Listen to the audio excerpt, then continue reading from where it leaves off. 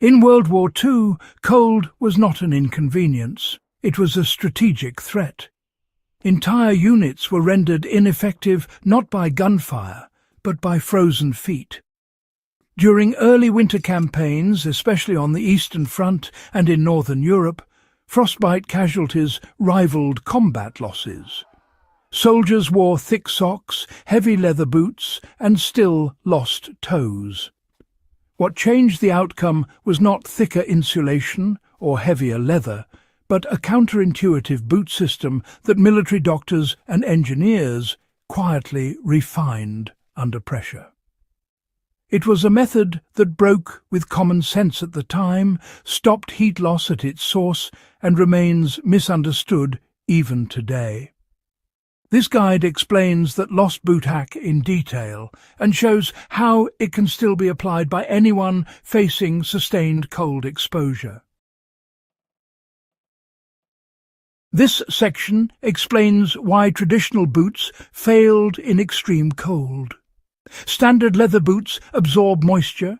Sweat from the foot-soaked socks condensed inside the boot and froze.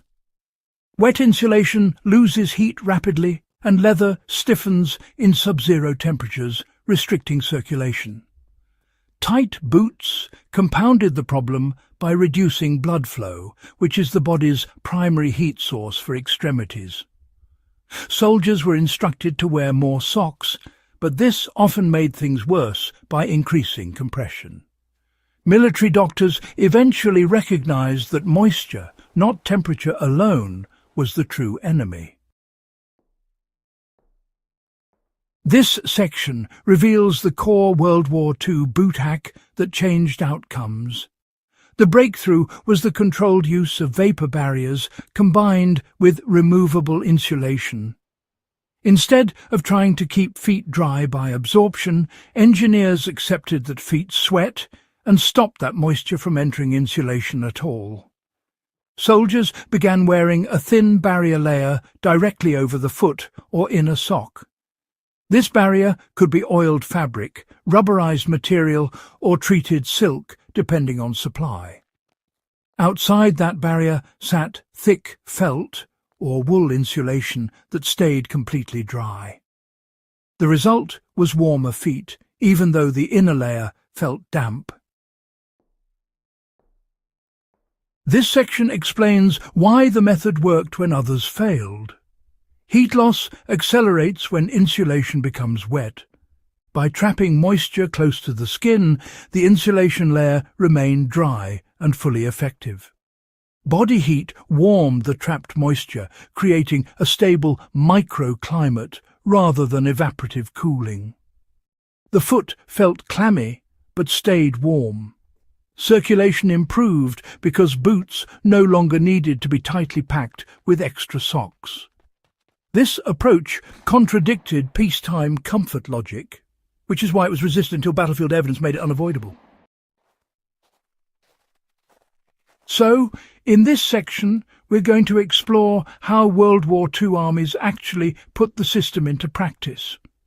German mountain units, Soviet winter troops, and Allied forces in Arctic conditions all, kind of converged on similar solutions. Felt-lined boots, mucklucks, and removable liners became standard wherever the cold was really severe.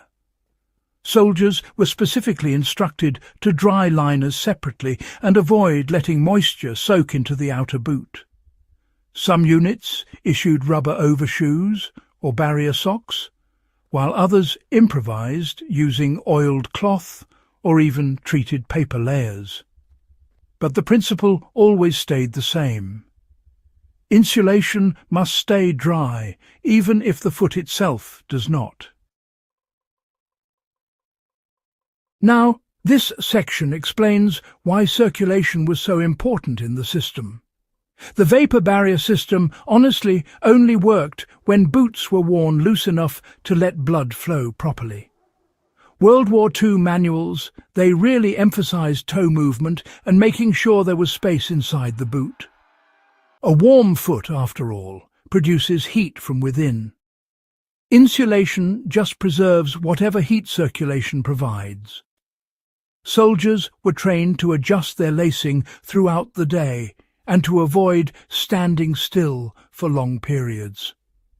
This kind of discipline ended up reducing frostbite far more effectively than just adding more insulation alone. So this section gives, some practical steps to apply the World War II boot hack today. Start with a thin inner sock made of wool or perhaps a synthetic fibre. Over that, place a vapor barrier layer. This can be a purpose-made barrier sock, a lightweight rubber layer, or even, in emergency conditions, a piece of treated fabric. Outside the barrier, wear thick insulating socks that remain dry. Choose boots with enough volume to avoid, compression. At rest periods, remove the barrier layer to allow your feet to air briefly, then reapply before moving again. And it's important to accept the sensation of moisture as a sign the system is working, not failing. Now, this section explains why, quite often, modern gear ignores this lesson. Modern boots prioritize breathability, assuming moisture can always escape. In extreme cold, though, breathability fails because vapor condenses and freezes inside the insulation. World War II engineers solved this by, frankly, controlling where the moisture went rather than trying to eliminate it altogether. Some modern cold weather systems quietly reintroduce vapor barriers, but many users abandon them due to discomfort. The historical record shows quite clearly that discomfort is preferable to frostbite.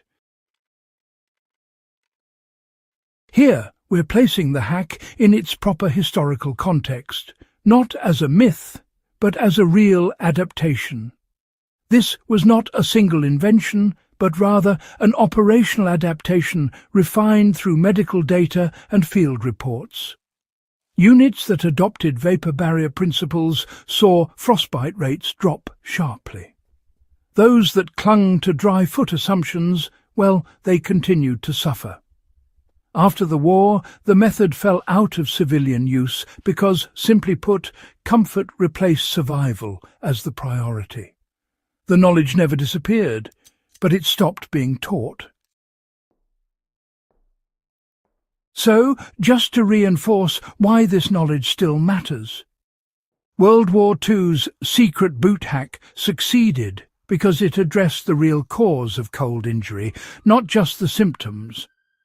Moisture management, circulation, and insulation discipline saved countless toes and, honestly, lives. For historians, outdoorsmen, and survival practitioners, this method remains one of the most effective cold weather foot strategies ever developed.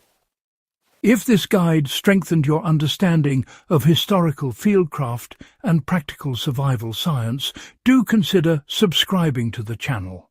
Share this episode with others who take cold seriously and help preserve knowledge that, even today, still works when conditions turn unforgiving.